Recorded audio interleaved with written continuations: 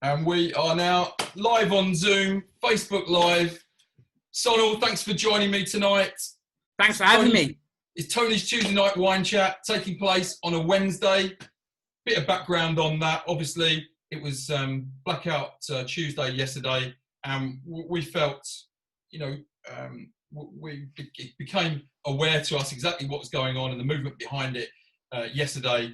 And so we felt it would have been inappropriate to go ahead with this last night. We're delighted to be doing it on a Wednesday, but also to show our solidarity yesterday for a really important movement. So you studied at UCB, you worked at Pennell's for some 10 years, and now General Manager and Head Sommelier at the Wilderness. During your time at Pennell's, you became a Krug Ambassador and GQ Sommelier of the Year. When I think of Sonal Clare, I immediately think of Pennell's. You were there, as I say, for a good 10 years, working with a big man. Hard work, I'm guessing, but fun? Yeah, absolutely. I mean, working with Chef, I still call him Chef to the day, it's crazy. Absolutely amazing. Legend. Obviously, Chef was like one of the first Michelin star restaurants in the city, you know. So, I mean, I think now it's kind of become an institution, you know, in regards to Birmingham fine dining scene, and obviously there's an expectation and level of service that's required. The guest always and obviously expects a high level of service, and everything has to be perfect, you know, from the reservation being made to the dining experience, to the food, the wine, the service, the ambience, to leaving. You know, it's a whole experience. People will wait 3 months and guests would be coming, and the idea is making that memory very, very special, you know. Brilliant. And your role really developed there over the years. You didn't come in as head sommelier or restaurant manager, did you? You came in from the bottom, I think. Yeah. Started from the bottom, now we're here. Yeah. It's one of those. Obviously, coming from Northern Ireland, where I was a restaurant manager, I was basically offered a job. I was quite persistent in trying to get a job there. And I was like, I really want to work for Chef. I blagged to a table to go and eat in his restaurant when it was Jessica's. And I was like, wow, I love this playful style. Also with the, what do you call it? My mind's gone blank now. Yeah, obviously just by seeing his food, his cuisine, obviously being a great British menu, I was like, you know, I really want to get a job there. So I tried and emailed, and I eventually got an opportunity, and I was like, I really want to work in a Michelin star restaurant, because after graduating, working in a big gourmand restaurant, I was like, this is what I want to do. I want to be a manager and try to aim at that as my objective. And yeah, got the job as a waiter, and slowly kind of moved up and had opportunities. So, I mean, it was a great learning curve, learning from the bottom, learning the basics, you know, learning how to clean the toilets, learning how to set the bar up, learning how to set a table perfectly, folding napkins to a perfect standard, polishing glasses. It's more little things like that really kind of help you develop all those basic skills. And that's obviously one of the things that you can kind of teach, and other people coming through are able to learn, you know. Learning from being a waiter to learning the dishes. So I learned all the learning the dishes before I learned any of the wine, you know. So learning how the kitchen works in regards to where to go for collecting food, learning about dietary requirements.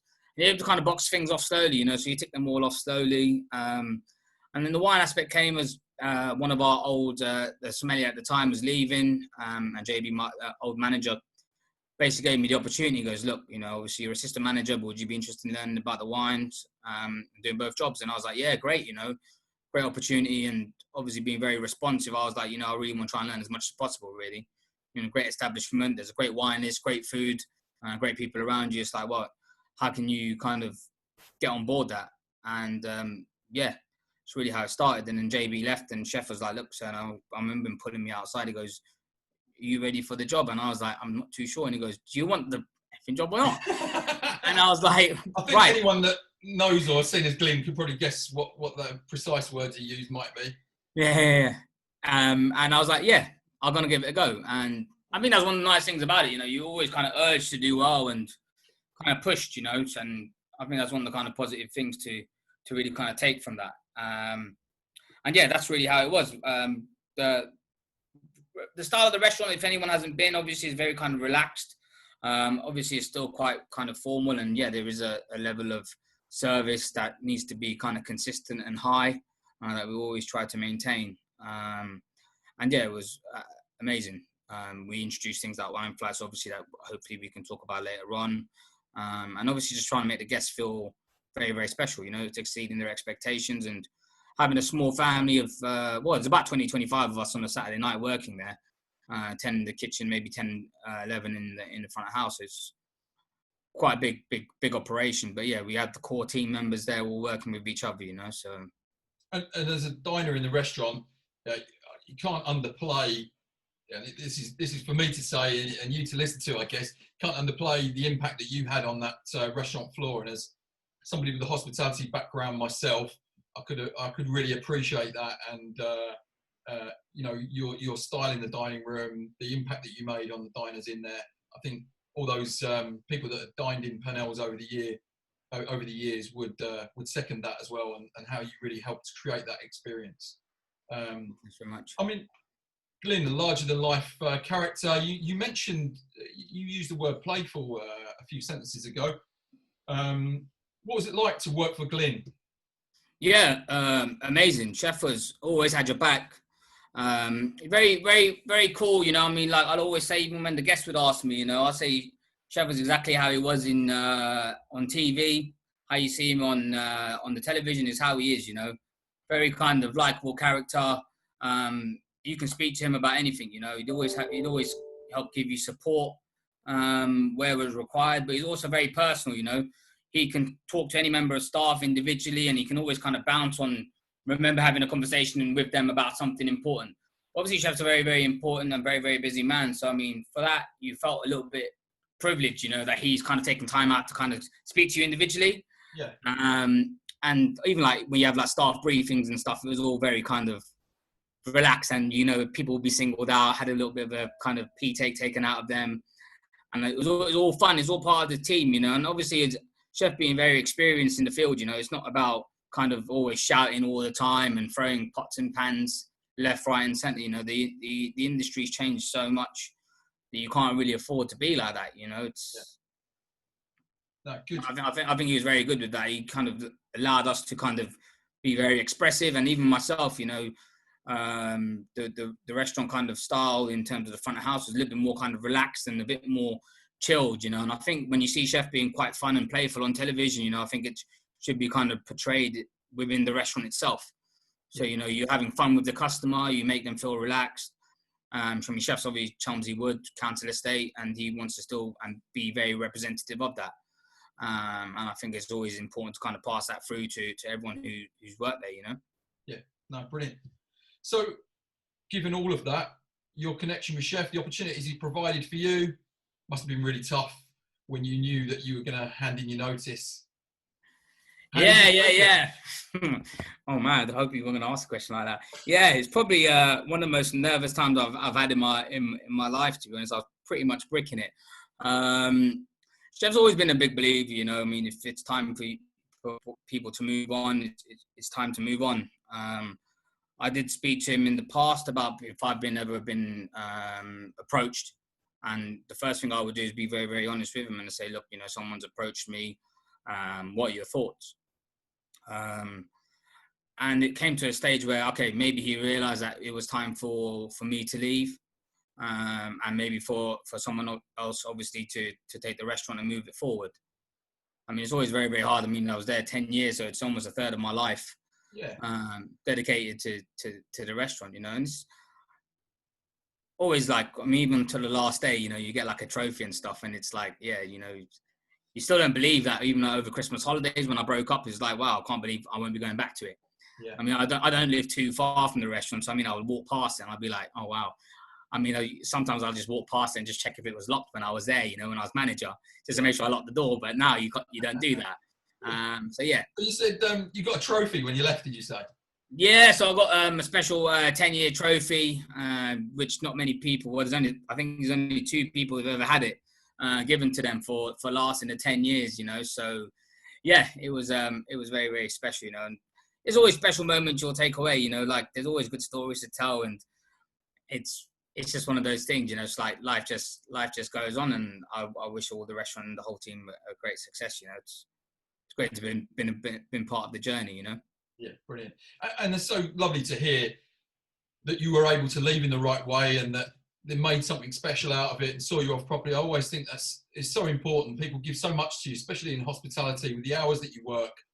For that, not, you know, sometimes I am aware of other, you know, colleagues of mine or peers or people in other businesses that once you've said you're going, that's it, you're dead to me kind of thing. And it's so wrong. You know, it's really important that you recognise the efforts that people have put in. And, you know, for some, you know, you will have also had people that are only with you for a year but gave you everything they had in that time.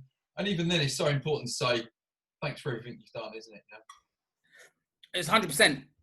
I mean, you feel like, okay, when somebody leaves or you've had a good member of staff work for you and they're leaving, you always want them to go on to bigger and better things. So if they leave and they go, right, you know, I've been offered this, and I'd be 100% support it. As a manager, I'd say, you know what, this is exactly what I'd want.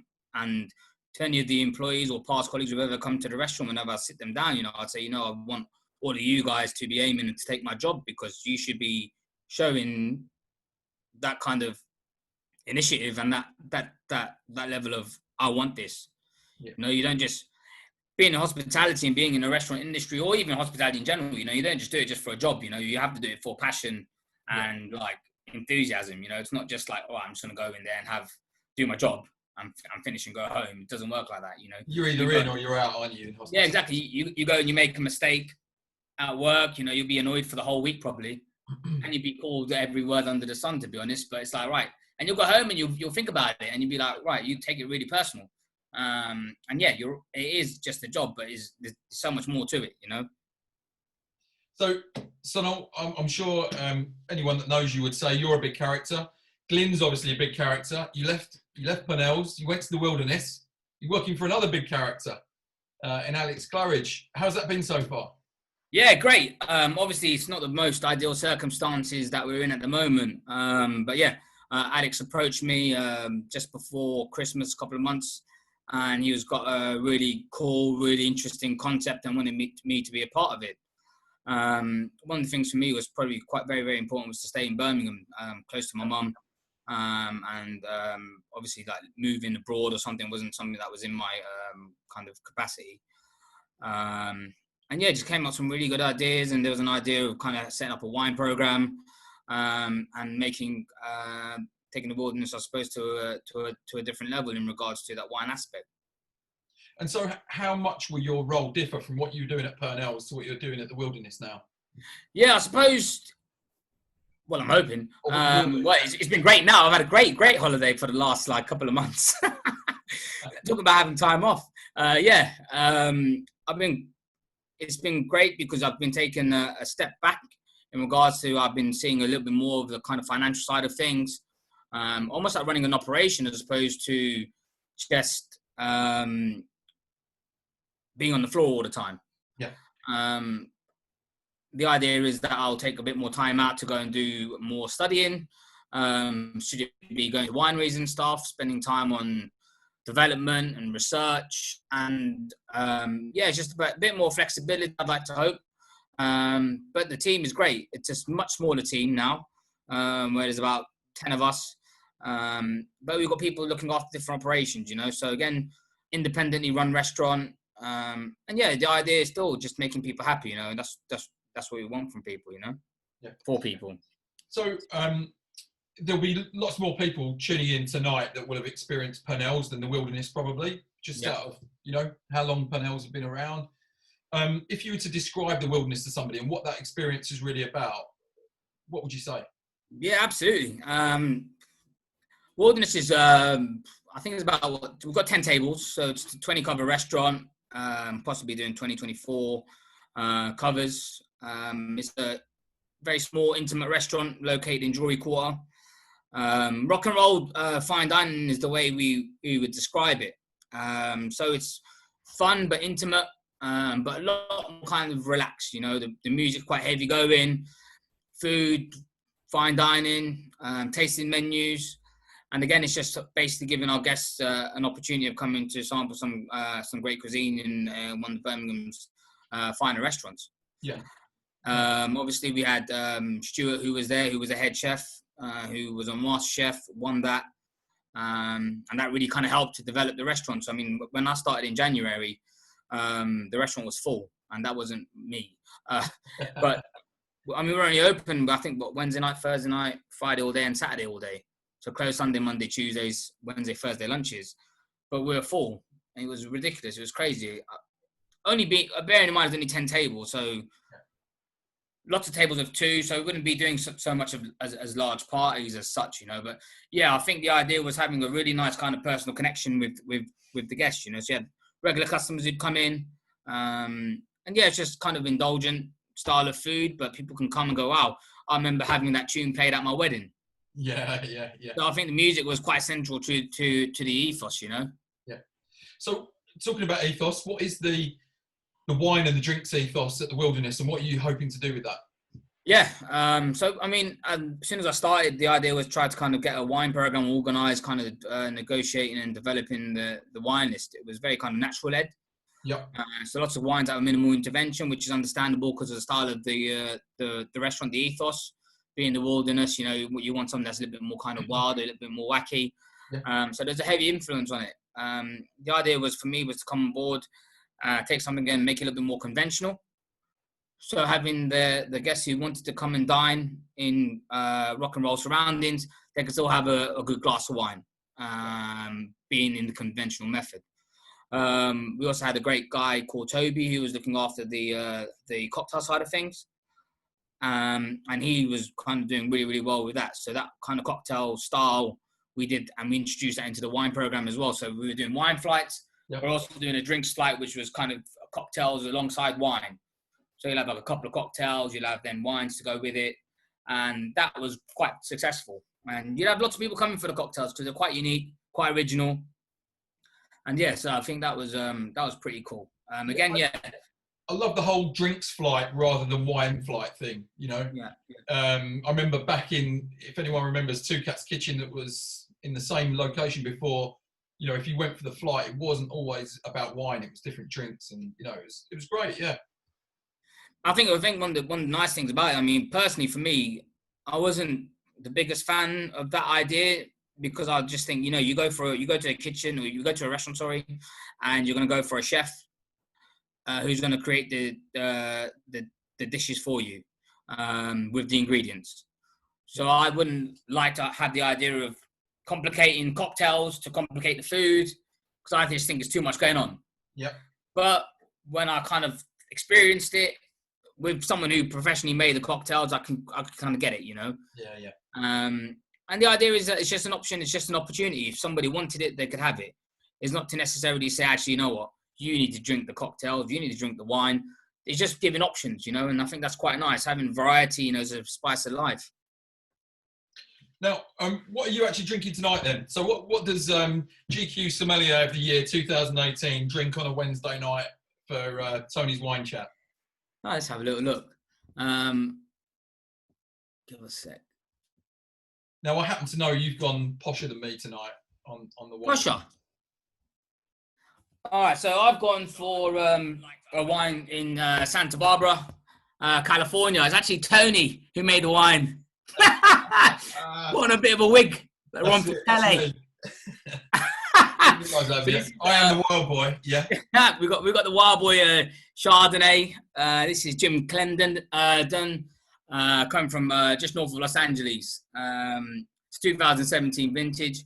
I was introduced to that wine by Brad. He used to be one of our sommeliers, great guy, and it's a wine that I really love. I had the 2018 a couple of weeks ago. I got this from the Drinks Emporium, actually. It's a great wine. I've seen it's also available at Loki Wines. Yep. As well. But the winery, Mediterranean climate, Jim Clendon's been around like one of the godfathers, you know, making wine since the late 70s. Whole portfolio is amazing. So he's got like a Pinot Noir. He's also got like a Pinot Noir, a Pinot Gris blend. Yeah. Absolutely amazing. Really, really cool wines. Caramel popcorn on the nose, but nice kind of precision, minerality on the palate. You know, really lovely wine. Yeah. So cheers. Incredible wine. Cheers, everyone. I agree as well. Yeah, I wish I could smell it through the TV. Now, I'll tell you. What were you drinking, by the way? What am I drinking? So, I'm drinking Vigna Carles, Criantha Priorat from Lidl. Oh, lovely. $7.99 a bottle, which is a crazy price for a Priorat. I have to admit, it's the first time I tried it. Popped the cork about an hour and a bit ago. Tried it about half an hour later. I thought, yeah, it's not all that. That's why it's a $7.99 Priorat. But actually, hour and 10 minutes. And it has really settled down nicely. The fruit's come forward. It's settled down.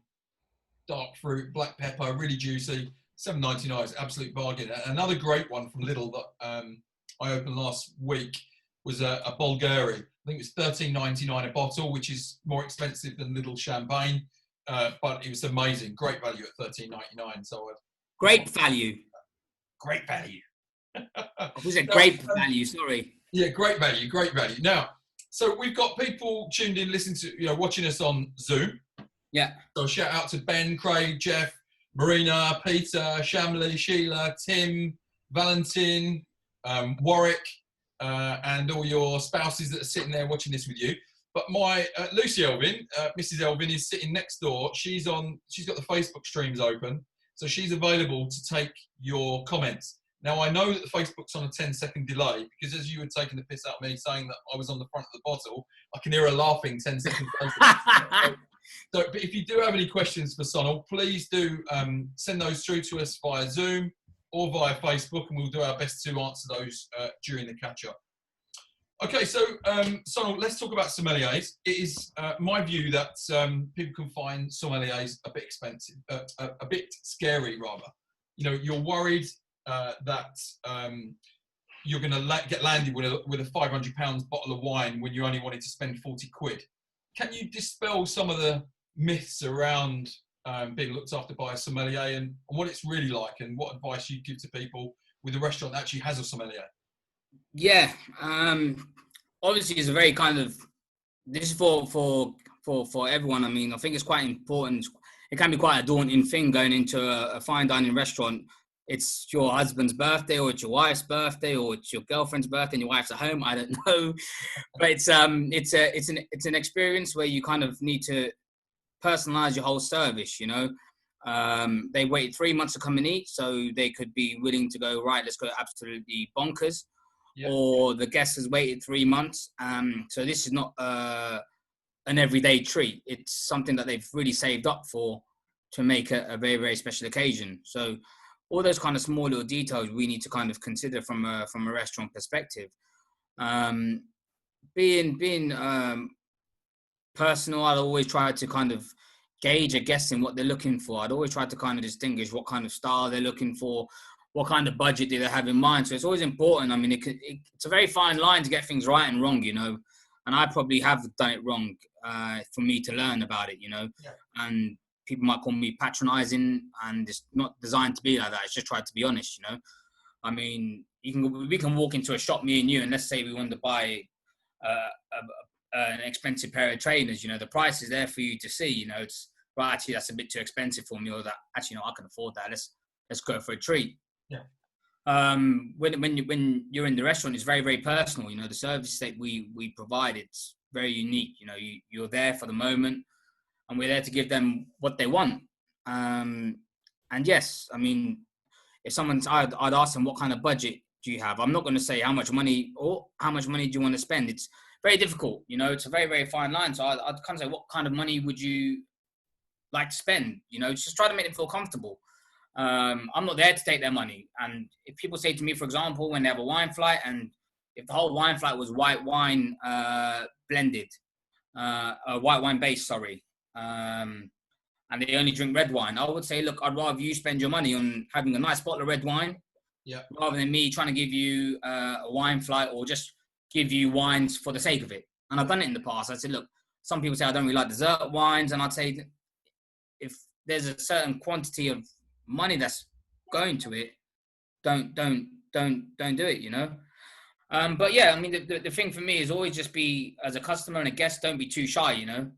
The job of a sommelier is to make you feel comfortable, give you guidance, And yeah, I mean, it is like walking into a chocolate shop, you know, a sweet shop. It's like so many different things for you to choose from. And yeah, there's going to be some wines that you might think, actually, no, that's really, really expensive, or that's really great value for money. But yeah, I mean, if you ever feel uncomfortable, you know, you just ask, I just need a couple of moments. Let me discuss that with my partner or my group and see what you want, you know. But yeah, it is all about just trying to kind of make yourself feel comfortable and don't feel shy. You know, if you say, look, I don't want to spend too much, I don't want to spend too little. I mean, there's so many times people have said to me, oh yeah, somewhere in the middle. And I'll be like, the wine list starts at £28 and it goes up to £3,500. Does that mean you want to spend about £1,800? £1,800 bottle of wine coming up, yeah. And we'll be sold out of it, I tell you. Yeah. But yeah, it's just trying to... There's nothing wrong with sitting down, saying, look, this is what I'm having for dinner tonight. I appreciate it. Maybe it's a bit different with a tasting menu or a wine flight or something, but you go into a restaurant, any restaurant with a sommelier, and you say, this is what I'm having for dinner tonight. I'd like to spend between 40 and 50 quid or 30 and 40 quid, you know. What do you recommend to go with this food? That's like bread and butter to a sommelier, isn't it? They would love to say that, you know. Absolutely. I think the best thing to do is, obviously, I mean, some restaurants will start at a wine list at about 60 quid. Yeah. You know, you go to London, you could be up from 50 to 60 pounds and going up to ridiculous amounts. So I think you kind of need to be aware of where you're going to go into a restaurant. Maybe do a bit of research beforehand to have a look at their wine list online. Obviously know what you like. So if you like dry, crisp white wines and you want that, have a look for it. Tell the sommelier, he or she, that this is what I want to drink. Yeah. Or you say, look, I'm looking for something to help complement the meal. Maybe there's a wine on the wine flight that you might want to try. And even from my perspective, I'd say, you know, if I've got it open, I'd say, you know, have a little taste of it. I'll come back in a moment. Let me know if you like it. If you don't, you know, it's just trying to find the balance, you know, just trying to find and help. Brilliant. Now, for me, there's a lot of snobbery around wine, but I've heard you at the table describe to us when we came in for dinner that the Stop and Mistake Pinot Gris was alcoholic lilt, and it gave us all a laugh at the table. We had a fantastic evening. You looked after us brilliantly. You know, that was just one moment of a series of, you know, funny moments throughout the evening. You know, do you have to judge a table, or do you treat every table like that? You know, this is Sonal Clare, this is how I approach a table. Are you kind of judging how it's going to go and dealing with them appropriately? How do you call it? Yeah. First of all, obviously, like, I mean, as a restaurant, you know, the food is always going to be the priority. So I don't want to try to feel that I'm better or bigger than the restaurant. I'm employed to do the job to make people happy. And anything that I could try to do to enhance people's experience and the guest is, I'm happy. I've achieved my job. I think it's quite important to obviously have a service that's very, very personal. So, I mean, you might have a couple who maybe not seen each other for a year. You know, the guy might have come back from the army, hasn't seen his missus for a year, probably wants to have their own time, which is completely understandable. I think it's the idea just to kind of say every guest is very, very individual as well.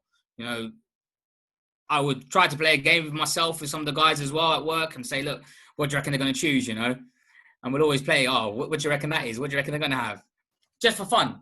And sometimes you're pleasantly surprised, you know, and it's like, wow, hold on a second, I wouldn't have thought that. And it's just one of those kind of fun things. But yeah, I mean, it is very, very difficult because we know that we can have the banter. So when you guys come in with the group, you know, it's great because, you know, you can have fun. Some people who come, like, we used to have guys who used to come to Pernell's, and every year, you know, they'll come at Christmas time and they'll be like, right, certain us coming to look after us and I'll do the wines for them. They'll know what they want. I know what they want. So you can kind of gauge that. Or someone will come to me and like 9 months ago, they were like, Serna, you recommended me this wine. Do you remember it? And I'd be like, bloody hell. Like, I'm quite lucky because my memory like that is pretty good. Yeah. So I'll be like, right, I know which one you're looking at. And they'd be like, bloody hell, do you remember that? And I'll be like, I don't remember what I did last weekend. Do you know what I mean? And I think that's one of the nice things about it. But I just think it's all about making it fun and personalizing the service. You've got people in suits coming at lunchtime, you know, you just can't lead them to it. If they're looking to entertain and they want me to maybe be entertaining towards them, we're very happy to do that. Yeah. If somebody wants to be acknowledged more or less, it's just trying to kind of create that environment, really. So I'm just going to give this, we've got loads of people watching on the Facebook streams at the moment as well. Shout out to a few, too many to mention, but Ian, Sophie, Onks, Andy, Ryan, Nick, Becky, Helen, Ed, Benita, Irene, Caroline. I could go on, but we've actually got some questions coming through on Zoom. One of those is, what was the weirdest request you've had from a guest in the restaurant? I can remember that actually me and JB at the time. Is this talk about wine? I think it could be anything, you know. Let's talk about wine. Let's not go too wild. Actually, we had someone order a really, really nice bottle of Bordeaux, Bordeaux Red, and this is when we did an a la carte menu. Me and JB was like, so now, guess what he ordered for his starter? And I was like, I don't know, salad, crab, I don't know, soup. We didn't have a soup, but I just thought maybe he just tried to wing it. He actually ordered a dessert, and he actually ordered like a dark chocolate torte. And we were like, bloody hell, actually, fair enough. To be honest, with the dessert, it would have been quite a nice idea. So that was a pretty cool and interesting thing that kind of came up in terms of food and wine. But I mean, I've had a couple of requests for helping to organise like surprise wedding announcements, some proposals, stuff like that. Yeah. But yeah, we'll always get requests for guests to organise something quite unique and stuff like decorate birthday plates and all that kind of jazz. But yeah, I think that was pretty cool in regards to having the red wine as a dessert, as a starter and stuff. So yeah, that's a good, that would work. Nice dark chocolate, high cocoa percentage. It would actually be great, wouldn't it? Now, Anita has said she's loving the big beard game that you're. Thanks, Anita. That's a lockdown look officially, isn't it? I think. Yeah, it's official lockdown. That's why I got a hat on as well, man. Show you my hair, man. It's crazy times. Brilliant. And then I've got a question from Valentin and a similar one from Shamli. So I'm going to kind of group these together. Hi, Valentin. Hi, Shamli. Hi, Diddy. That's my sister, by the way. So if one question was, what was the first wine that seduced you? And the second one, what was the best, most memorable bottle or glass of wine you've ordered when you're out? So perhaps if you can give that a bit of some thought. One of the first wines I ever got to try, I mean, this is going back when I was, 20 years old, when I was on placement in Ireland, was a Puy Fusé from Verger and Vergisson and Chardonnay. And I just remember drinking it, and it was like really kind of buttery and aroma, and it had this kind of element of sweetness to it. Yep. Obviously, when you're young, you know, and obviously being Asian, you wouldn't guess that with the lighting. But you kind of think that when you're younger, you always have a tendency to really enjoy sweet things. So that, a couple of Rieslings as well. And just because of that sweet element, it kind of got me involved into wine. Yeah. When I first drank red wine, it was like, bloody hell, these all taste like mud, and they all taste like earth. Yeah. You know, so yeah, something like the Verger, Puy Fusé, absolutely amazing. One of my kind of first experiences, really. That's brilliant. Now, let's go back a bit. You're an Arsenal fan in Birmingham, so you didn't grow up around here. How did you end up in UCB, and how did you end up making Birmingham your home? So I was born in Ealing in London. My sister came to the University of Birmingham, and I came up a couple of times, loved it. Really, really enjoyed it. So actually, when I was I think it was humanities in high school, they do like this little questions, like 100 questions that you have to answer. And it was like basically putting your personality to give you an idea of what kind of job you're going to do in the future. Yeah. So I was like kind of ticking. I was like, all right, you do this. And I was like, yeah, that's me. That's not me. It was only 15, 16. So just a bit of banter anyway. And it came up with like hospitality. And I was like, does that mean I have to work in hospitals? And I was like, hold on a second. I don't want to work in a hospital. And then I did a bit of research, and it was like, actually, it's about food and working in hotels or restaurants. Obviously, my mum's got a big part to play. Hi, mum, if you're watching. Being obviously Asian family, mums love to cook. So yeah, I mean, I used to watch her when I was a kid. You know, I was trying to learn. Made a curry tonight as well with her help and guidance and stuff. But yeah, came to UCB and loved it. Great place to learn. Mum relocated to Birmingham, so I actually did my placement in Ireland. Went back to Ireland after graduating. Yeah. And obviously seeing Chef on television. I was like, right, I want to come back to Birmingham, Michelin star restaurant. Still to this day, probably one of the best meals I've ever had in my life. Jessica's, sorry. And that was So one I'm of the going to reasons. stalk Glyn until he gives me a job, basically. Yeah, it literally was that. I mean, JB would vouch for that. I phoned up about 4 times. I emailed about 3 times. Came in person about 3 times to him to deliver my CV. I was like, I just need a job here because I just had my heart kind of set on it. So a bit of Arsenal trivia for you. So who was the last team to beat Arsenal at Highbury and the first team to beat Arsenal at the Emirates? So do you know that? Do you know the answer to that at all? No. Any idea genuinely, or are you just pretending you don't know the answer? Southampton. It's West Ham, of course. I knew it was going to be West Ham. I wouldn't have mentioned it otherwise. Anyway, moving swiftly on. So now you mentioned... You can edit that out if you want. No, I'll leave that in.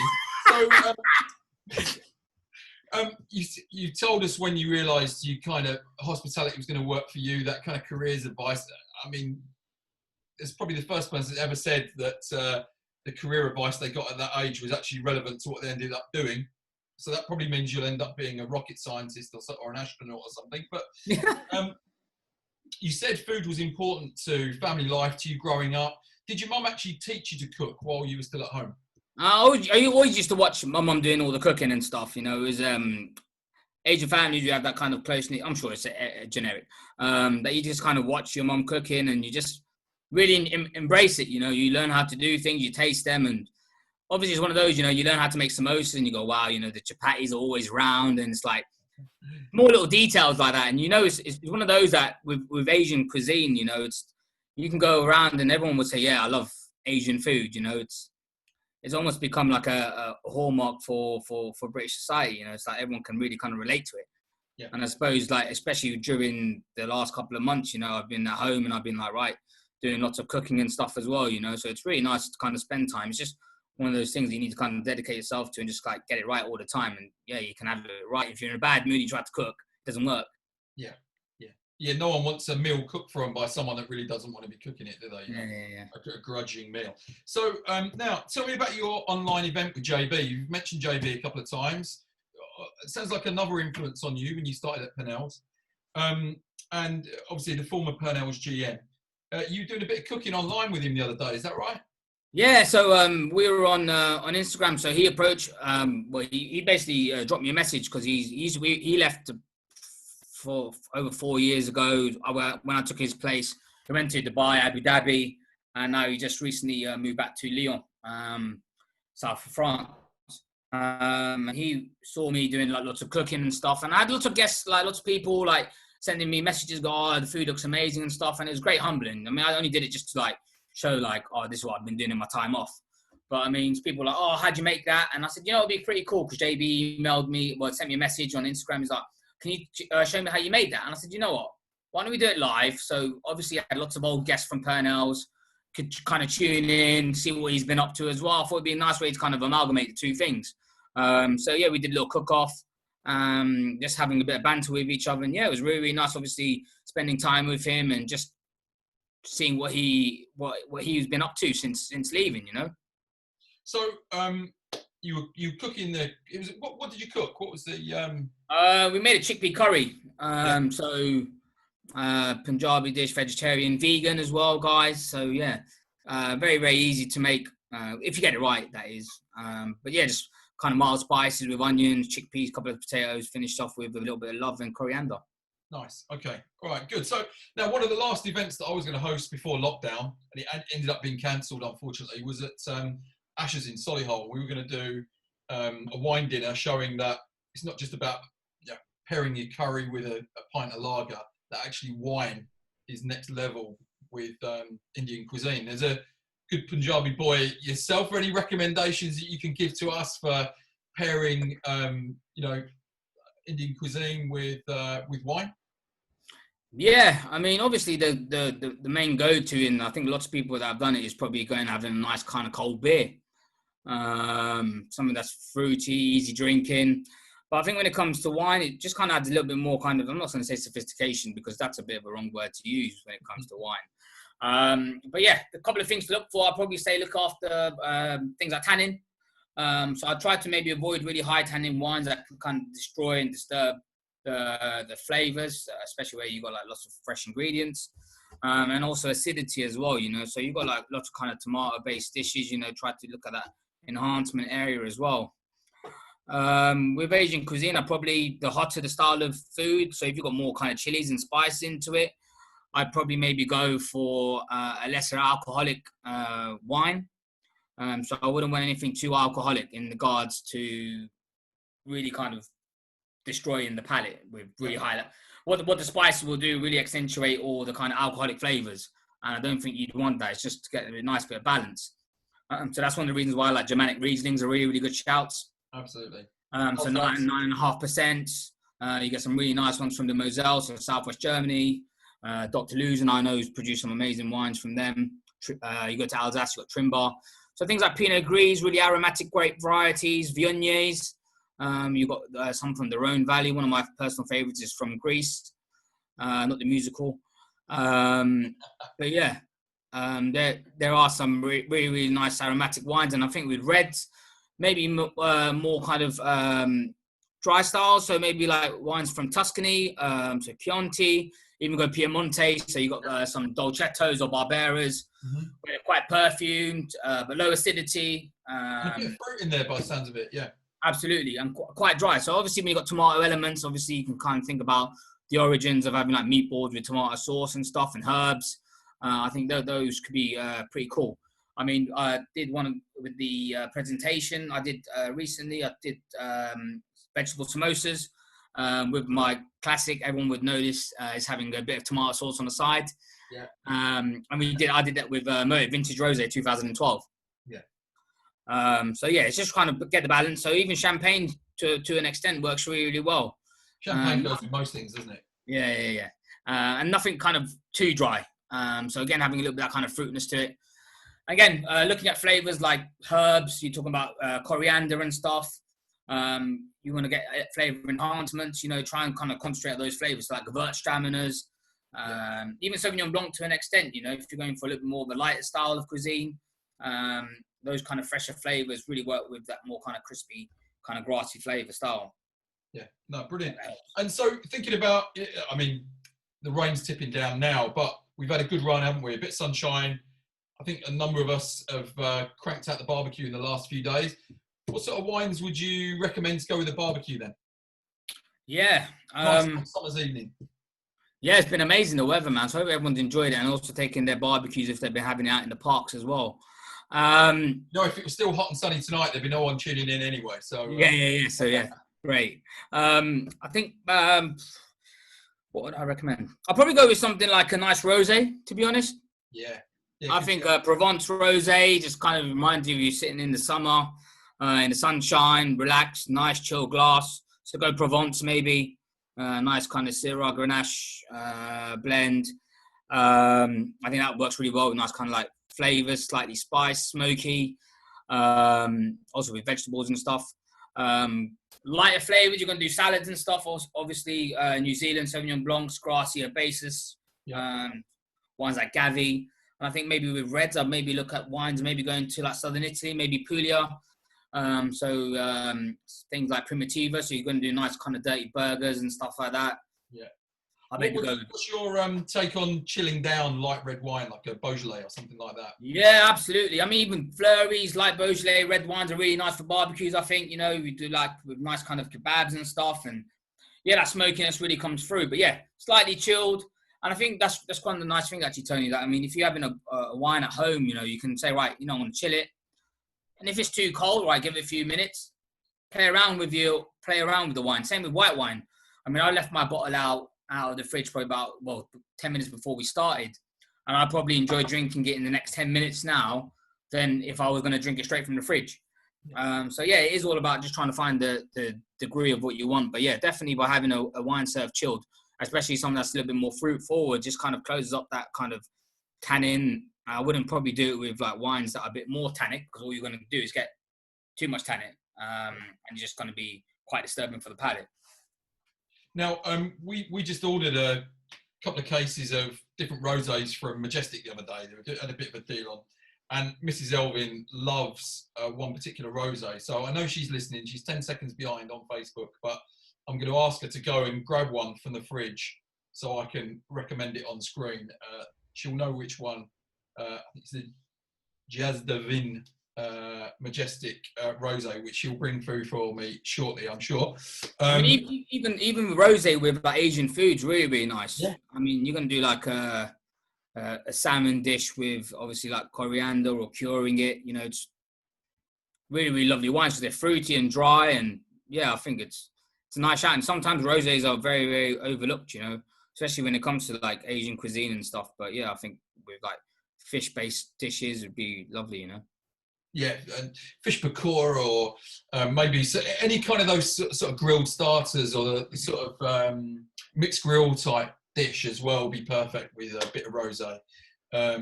Now, here it comes, look, right on cue. So this is the, oh, and she's opened it as well. So, this is the one.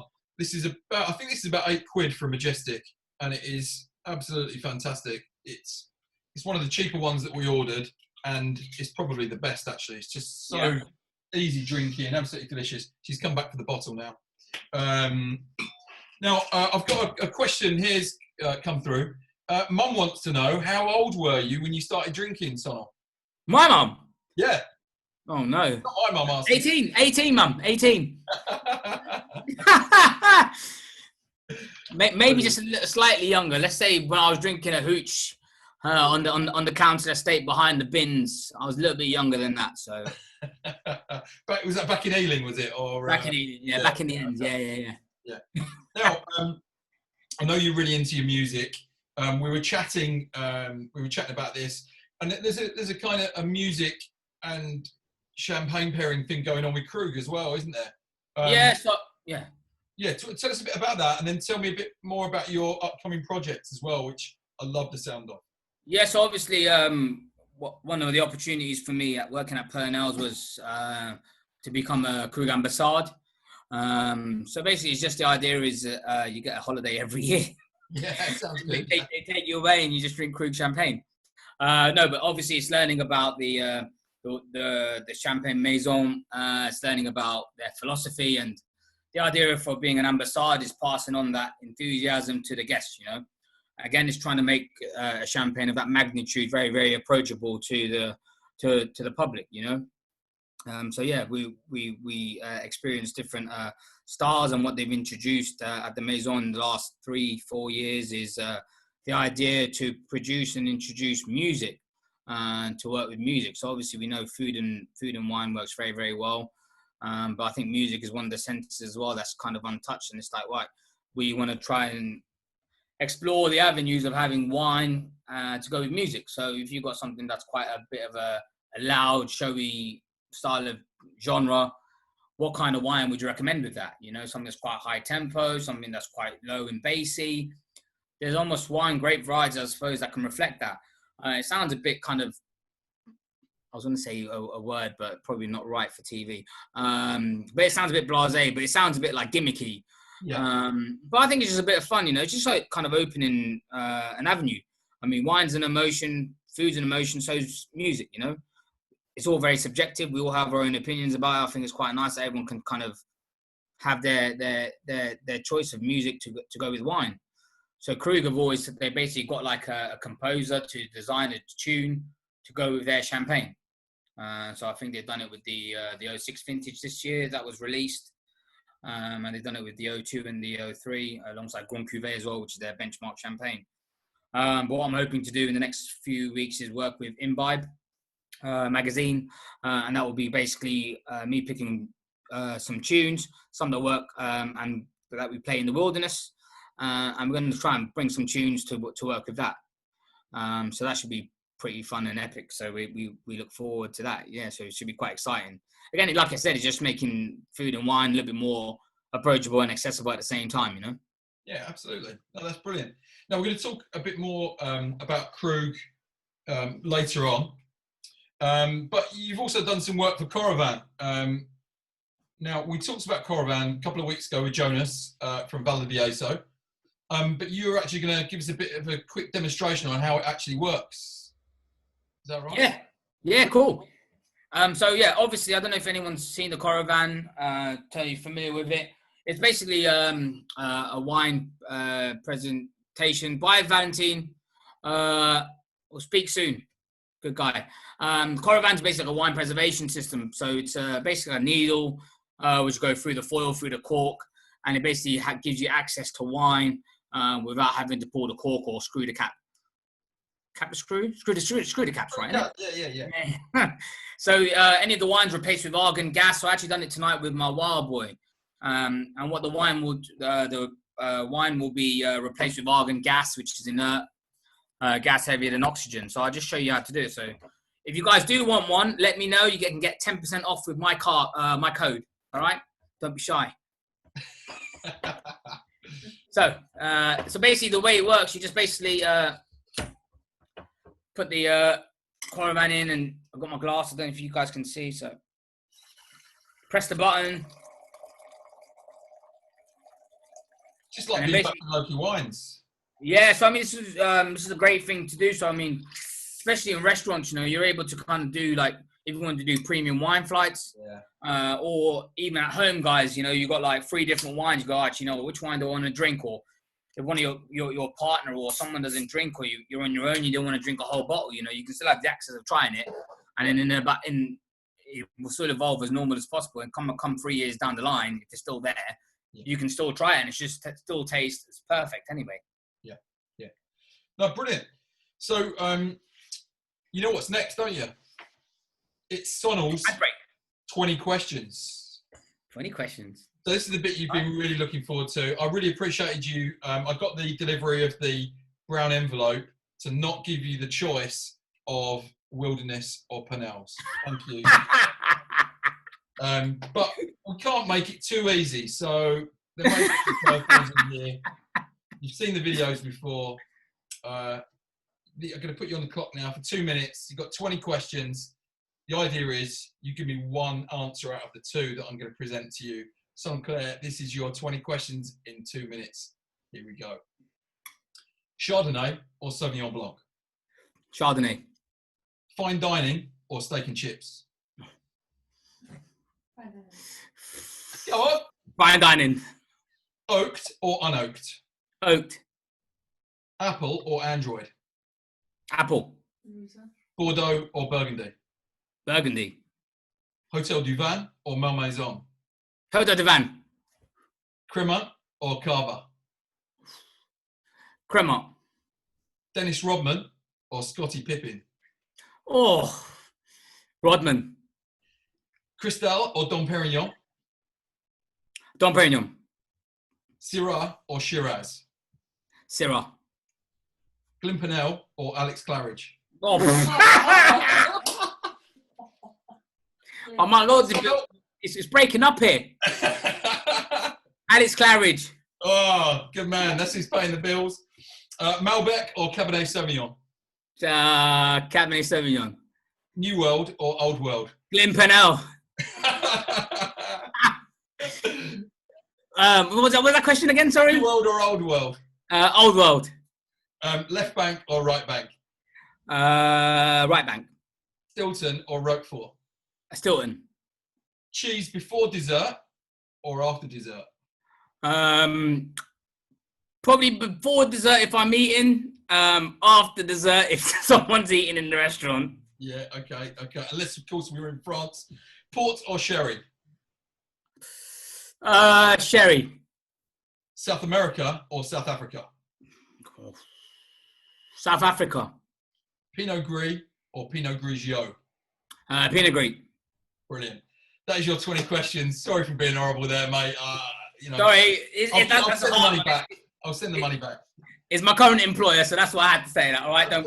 It's hard. It's a hard one. That one. And you gave Glenn a shout as well. Of course. Yeah. And I know how much he means to you. Sonal, thank you for your 20 questions there. Now, Thanks. GQ Sommelier of the Year, Krug Ambassador, Midlands Food Drink Hospitality Sommelier of the Year. How did all this come about? Brown envelopes. Brown envelopes. Magic, man. It's great. I mean, I was very, very fortunate, given opportunities through my career, where, sorry, I'm a bit flustered right now. Given opportunities throughout the career to kind of have opportunities to learn about wine, showcase it. Obviously, our relationship with Krug's given me the opportunity of being the ambassador. So we've been working with them for, it was 9 years, from 2011 to 2020. I'm not going to say it, but it's just trying to be putting in all the hard work and the effort, you know. It's like I say to anyone who's been employed or who I've helped employ in the restaurants, it's like the more you're going to put in, the more you're going to get out of it, you know. It's not just going in to just do your job, it's trying to kind of learn a little bit more extra or put the extra effort in to kind of make sure that you feel like you've rewarded yourself, you know. It's you can't just go in and expect to just do X amount because that's what you've been told. There's a lot more for you to learn if you want to. So if you're at home, do a little bit of reading, you know, do a little bit of extra effort for you to kind of reward yourself, you know. And that's basically how I think I've been given the opportunities. I've been given an opportunity about wine, so I want to learn about wine as much as I could or prefer to, and then everything else is through the job, you know. It's like trying different wines, tasting it with the guys in the kitchens, and experiencing the foods and service like that, you know. So, no, great. Now let's talk about Krug. Now starting with the entry level, the Grand Cuvée. It's not really an entry level champagne, is it? No, so it's Krug's one of the 16 Grand Mark maisons in Champagne, and so it's a very unique champagne because it's got a multitude of reserve wine. So when you're making champagne, there's a base wine from a single vintage, and then as a non-vintage, they have up to about 190 to 200 reserve wines. So it's a very special, unique champagne. I mean, if you're drinking Veuve Clicquot, for example, Moët Chandon or Louis Roederer, let's say, you'll have a base vintage and then reserve wines from up to about 8-9 years. With Krug, it goes back 20 years. So if you're drinking a bottle of Krug today that was disgorged or released or received the cork this year, you'll be drinking champagne from 1996 possibly in there. So it's a lengthy, richer style of champagne. One of the only champagne houses to ferment their wine in oak. So that helps to give that texture, complexity, and richness. It's a really more of a kind of fine wine if you think about it as well, because the level of work that's been put into it, like all champagnes, you know. But I think with Krug, they try to kind of portray that it's a lot more kind of little elements that really kind of make that parcel very, very special, you know. Yeah. Now, I've always really wanted to try the Clos du Menil, the Blanc de Blanc, the Chardonnay only Krug champagne. I've not tried it yet, so you know, any help from you that you could provide with that and get me to taste it, that would be amazing. Thanks, mate. But talk us through some of the rest of the range, anyway. You know, so if we're talking about an entry level champagne that really does sit way above many other the Grand Marques entry level champagnes, what are some of the other notable champagnes within the portfolio? Yeah, so Krug, they've got Krug Vintage. Obviously, we talked about the Grand Cuvée, which is like the benchmark of Krug. Although, like you said, it's the least expensive, it's still probably, well, it is what they pride themselves upon because it's the benchmark of Krug. You know, you drink Krug because of that unique experience. They've got the Clos du Menil, which, 100% single vineyard, 100% Chardonnay. Which is one of the vineyards that they owned. 1979 was the first vintage that they released. Vineyard's about 3.5 hectares. And then they've also got something called the Clos d'Ambonnet, which is a single vineyard, which is a Blanc de Noir. Okay, yeah. So that was at Pernod the most expensive wine that we had on the list, that was selling at 3.5 grand. Wow. Yeah. That's why I need your help to try the Blanc de Blanc. Yeah. How big's your brown envelope there, buddy? Well, I'll just give you this one back for me. But yeah, I mean, I've been very, very fortunate. I mean, people say, "Oh, do you sell that?" And to be honest, no. It's more of a prestige thing to have. They do a general vintage, and they've also got something called the collection, and they've also got rosé. But no rosé vintage. Collections, basically, that's been kept in their cellars for a lengthier period. Because Krug is one of the champagne houses that believe that they want to kind of have their wines more with age. Yeah. You get a more kind of richer, effervescent, really kind of structured style of wine. The Clos de Minot, the Clos d'Ambonnet was very, very special. Clos d'Ambonnet is just 1 hectare, and they only produce about 1,500 bottles of it a year. So yeah, pretty expensive. Been very, very lucky and very fortunate to try them. And yeah, it's a great experience because I mean it's crazy money. Cheers for that. Now, coming towards the end now, but I can't let you go. I can't have the GQ Sommelier of the Year 2018 here without tapping you up for some information for everybody. So now I know we're creatures of habit, us humans, we stick with what we know. We don't want to make a gamble and get it wrong when we're paying for expensive wine in a restaurant, even at the supermarket aisle where we seem to have we might spend 50, 60 quid in a restaurant, you get to the supermarket and it's like 10 or 12 and you're haggling with yourself. I would love to tap you up for some information on if people like a certain type of wine, a classic style, what else would you recommend?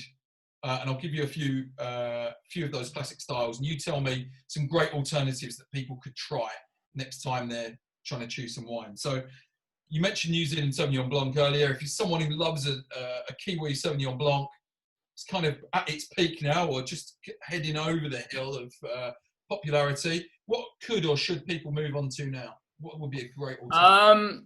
Yes, obviously, yeah. I think New Zealand obviously has become like a cult for the consumer, and it's almost, I'm not going to say it's a go-to, but it's a very kind of style where people say, actually, I really like New Zealand Sauvignon Blanc, or I really like Argentinian Malbec. And just that kind of security aspect of it, And I think if you go for New Zealand Sauvignon Blancs, obviously you can look at where you go into Loire Valley. Yep. So you've got Sancerre, Puy-Fumé, even kind of really interesting Sauvignon Blancs coming from Chile. But, I mean, you can go for kind of grassy, herbaceous flavors. You go to Austria, like Grüne Veltliner. Yeah. Which is is there a different grape variety? You've given one there, Grüne. What do you think if you love New Zealand Sauvignon Blanc? You think someone might enjoy a New Zealand Pinot Gris, for example? Absolutely. I think even kind of staying in the same kind of region, I mean, Pinot Gris tend to be a little bit more aromatic, but I don't think that it would be too much of a distraction, I mean, obviously you've got things like Gavi, which again is always a kind of crowd pleaser. It's clean and crisp, quite neutral. But yeah, I mean, you're looking for like fresher flavors. Obviously, we were talking about Alsace earlier on, so you've got Pinot Gris, Muscats, but the characteristics may be a little bit too oily, maybe from there. But yeah, South America, maybe look for Albariños. Yeah. They're really lovely wines. I mean, you go to throw another one at you. Pinot Grigio, so clean, fresh. What would you advise as a replacement? Someone loves Pinot Grigio. What else could they pick up off the shelf? New Zealand Sauvignon Blanc. Yeah, I mean, Gavi as well is a good shout. We talked about Albariños, Grüne Veltliners. I think kind of those kind of floral aromatic grapes. If you want to go, like we said, Alsace, go for Gewürztraminer, Pinot Blanc, Muscat, Muscadets. I'm going to give you another one. So Malbec, big popular. Malbec, what would you swap out for that? Maybe try where Malbec originates. So go to Cahors in France, southwest. Tend to be a little more kind of peppery there, really unusual, a bit more tannin. I like wines from. It's getting fruitier now, isn't it? Where they're trying to maybe replicate what's being done in Argentina. But I think now, it's like over 75% comes from Malbec, comes from Argentina now. So it's been like taken over, and like I said, it's got its cult status now. Yeah. Wines from Italy, like Nero d'Avola. Oh, I love it. Yeah. Like plummy, juicy, affordable. Even like the Priorat that you were drinking, it's got a nice kind of plum, inky style, bit of structure behind it. Mencia, if you're going to go towards like the west of Spain, really unusual. Portugal, got some great varieties. Great value as well from Portugal. Yeah, amazing. Trigonafinal, Tinta Franca, really, really good. But yeah, even like Negromaro from the south of Italy, nice kind of baked fruit, hot climate, really, really good. And if someone likes a lighter, thinner red, maybe they're a Pinot Noir fan, what would you recommend for those guys? Maybe a little bit of Buckfast. Chilled. That's chilled as well, Tony. Don't forget. Buckfast, yeah. I think there's a few people. I don't think they're drinking it chilled, but there's a few people drinking that probably over this Go for it. lockdown. Yeah. Pinot Noir. So yeah, I mean, obviously, like Burgundy for me is my favorite grape variety. Obviously, you got South Africa. You got like Pinotage. Yep. If you want something a little bit more kind of fruit forward, a little bit more kind of, I'm not gonna say one dimensional, but a little bit more simple as opposed to classic Burgundy. I really like wines from Central Otago in New Zealand. But alternatives, again, Menthea is really nice. Greek varieties like Ayeritico. Yeah. It's quite nice. Was it? Pinot Noir. Yeah, that's a great one for like a nice alternative to Malbec because it's a really great red grape variety. So what I'm going to do, I'm going to put you, going to set you a challenge to. We're going to put a post up on the Wine Events Company Facebook page, and Sonal, you are going to give us a list of some wines that you recommend. Supermarket, maybe something they can pick up in Birmingham as well in one of the wine shops, and we'll give them a list of your top 10 to look out for. How about that? Yeah, sounds like a great idea. And I mean, I think just quickly touching upon what we were on about, when we're talking about wines and talking about restaurants and sommeliers, I mean, we've got some great independent restaurants restaurants as well, but wine shops. Yeah. So, I mean, you use them wisely, you know. I mean, I'll always say to a guest, you know, if you ever stuck, you know, although, yeah, you've got great wines in Aldi, Lidl, which we can talk about and put them up on the list as well, because I think they're great value. But I mean, when you go into places like Connolly's, Low-Key, Drinks Emporium, absolutely, there's guys there and girls who'd be really, really supportive. So don't be afraid to ask them, you know, and they're there to give you advice, you know. And that's one of the great things about having some great wine independent shops in Birmingham, you know. And you're going to get that advice that you just wouldn't get in the supermarket, aren't you? That's what. Yeah, exactly. You know, and you got their expertise, you know, and even if like you feel nervous about it, you know, you just got to ask, you know, don't be shy, you know, at the end of the day, because it's your money and it's your fee. If you don't like their service, you leave, you can go somewhere else, you know. Well, that's right. And a week ago we had Abby and Chris on here from Connolly's. You go into Connolly's, you can see Phil at Low-Key. Who's your guy at or gal at Emporium? Yeah, so Simon, who looks after Drinks Emporium Champagne Company, and also Theo. Great guys, yeah. So they've been quite supportive. They've done a few little wine packages for me. So I've given them like a budget, and they've thrown in a little mixed case for me. So lots of kind of cool reds, whites, quirky wines. Nice. Some of the wines with quite a bit of bottle aging. So yeah, it's great. It's really lovely just to kind of have some great places, and like Arch 13, Connolly's, Low-Key. They're doing some great stuff over this time as well. So yeah, kind of get behind them. Yes, it's just nice. It's just like that's a good opportunity for you to kind of say, well, actually, no, I don't want to go into a restaurant and spend 40, 45 pounds, but I might be able to spend 10 or 15 quid and try that wine without the pretenses of being in a restaurant. Try it at home. You don't like it. You haven't gone completely wild with the budget and say, right, actually, no, it's not really my style, you know. But yeah, I mean, go to these people because that's what they preach, you know. That's brilliant. Sonal, thank you so much for joining us tonight. We've tipped over the hour by another 10 minutes, but I don't think anyone will have noticed. It's been great fun listening to you tonight. We had Abby and Chris last week. Next week, someone you may know, Francois Board, who is a sommelier at Hotel de Van for over 10 years. Oh, he's joining me next week. I had to give him a brand. Krug out. Come on. Say that again. He'll get you the Krug. He will, yeah.